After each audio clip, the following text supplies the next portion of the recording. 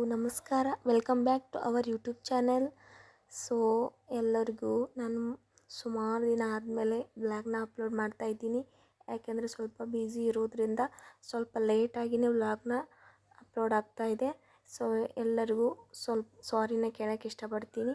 So ಇನ್ನು ಮುಂದೆ ಮೇಲಿಂದ ಮೇಲೆ ವ್ಲಾಗ್ನ ಹಾಕೋಕ್ಕೆ ಟ್ರೈ ಹಾಕ್ತೀನಿ ಅಂತ ಹೇಳ್ತೀನಿ. ಈ ಕಡೆ ನಾಳೆ ಅಮಾವಾಸ್ಯೆ ಇರೋದ್ರಿಂದ ಇವತ್ತಿನ ದಿನ ಹೇಗಿತ್ತು, ಏನೆಲ್ಲ ಕೆಲಸ ಇತ್ತು, ಪ್ರತಿಯೊಂದನ್ನು ಕೂಡ ನಿಮ್ಮ ಮುಂದೆ ಹಂಚ್ಕೊಳ್ಳೋಕ್ಕೆ ಇಷ್ಟಪಡ್ತೀನಿ. ಸೊ ಬನ್ನಿ, ಇವಾಗ ಬೆಳಗಿನ ತಿಂಡಿಗೆ ಅಂತ ನಾಷ್ಟ ಏನು ಮಾಡಿಲ್ಲ, ಅಡುಗೆನೇ ಮಾಡಿಬಿಟ್ಟಿದ್ವಿ. ಅಡುಗೆಗೆ ಇಲ್ಲೇ ರೊಟ್ಟಿ ಮತ್ತು ಪಲ್ಯ ಎಲ್ಲ ನಮ್ಮ ಅತ್ತೆ ಮಾಡಿದರು. ಎಲ್ಲ ಮಿಕ್ಸ್ ತರಕಾರಿನ ಹಾಕಿಬಿಟ್ಟು ಒಂದು ಪಲ್ಯನ ಮುಗಿಸಿದ್ರು. ಈ ಕಡೆ ಪ್ಲ್ಯಾಂಟ್ಸ್ ಎಲ್ಲ ಸ್ವಲ್ಪ ಗಲೀಜಾಗಿತ್ತು, ಅವೆಲ್ಲ ಕ್ಲೀನ್ ಮಾಡ್ಕೋಬೇಕಿತ್ತು. ಸೊ ನಾಳೆ ಇನ್ನೇನು ಶರಣ ತಿಂಗಳಲ್ವಾ, ಹಾಗಾಗಿ ಎಲ್ಲ ಮನೆ ಒಂದು ಕಡೆಯಿಂದನೂ ಕ್ಲೀನ್ ಆಗಲೇಬೇಕಿತ್ತು.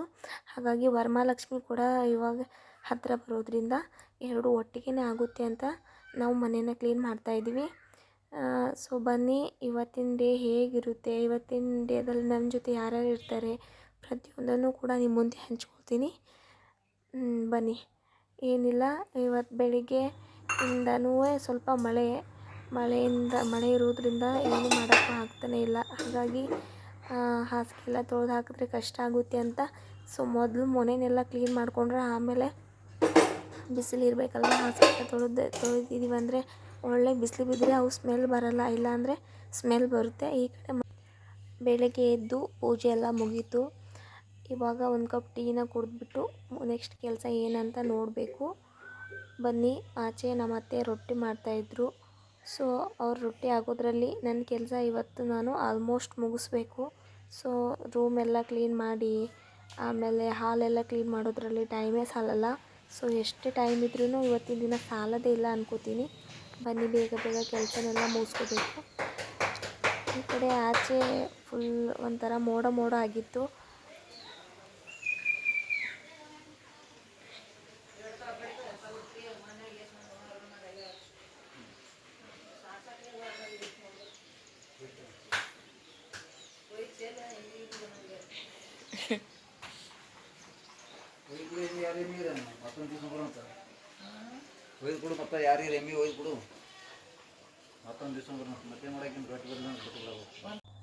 ಈ ಕಡೆ ರೊಟ್ಟಿ ಮಾಡ್ತಿದ್ರಲ್ವ, ಹಿಟ್ಟೇನೋ ಸರಿಯಾಗಿ ಹಾಕಿರಲಿಲ್ಲ ಅಂತೆ ಮಿಲ್ಲಲ್ಲಿ.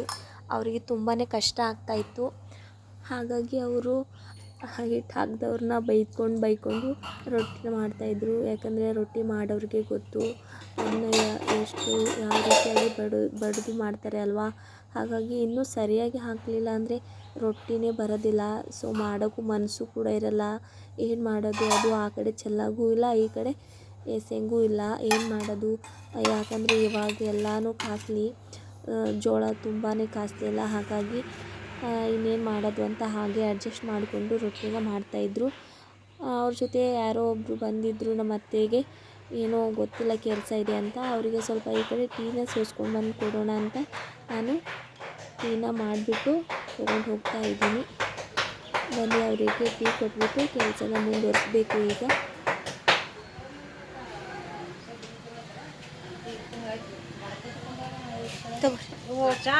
ತೋರಿ ಸ್ವಲ್ಪ ಸೊಕಸ್